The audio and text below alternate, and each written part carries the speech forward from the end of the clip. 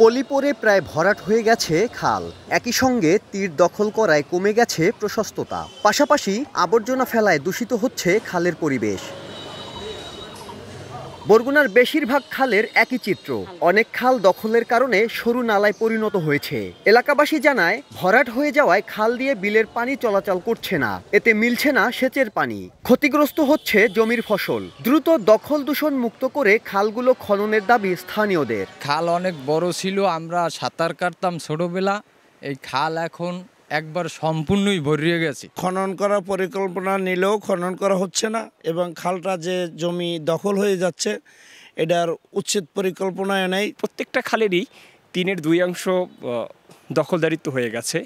কেউ রাজনৈতিক বাহুবলে নিচ্ছে, কেউ পৈতৃক, কেউ বংশগত কারণে, বা কেউ স্থানীয় জোরের কারণে। সময় মতো পানি সেচ দিতে পারতেছে না, বিধায় কৃষির ফলন কমে যাইতেছে। প্রশাসনিক নিষ্ক্রিয়তার কারণে খাল দখল হচ্ছে। পানিবাহিত রোগ যেগুলোকে বলে, সেই রোগগুলো প্রতিনিয়ত হচ্ছে। পানি উন্নয়ন বোর্ড বলছে, প্রথম ধাপে 78টি খাল খননের উদ্যোগ নেওয়া হয়েছে।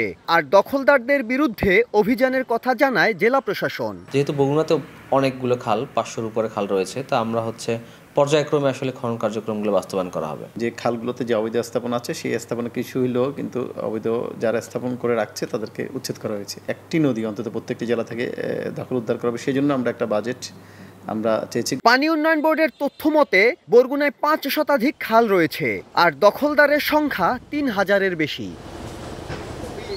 সাইফুল মিরাজ, সময় সংবাদ, বরগুনা।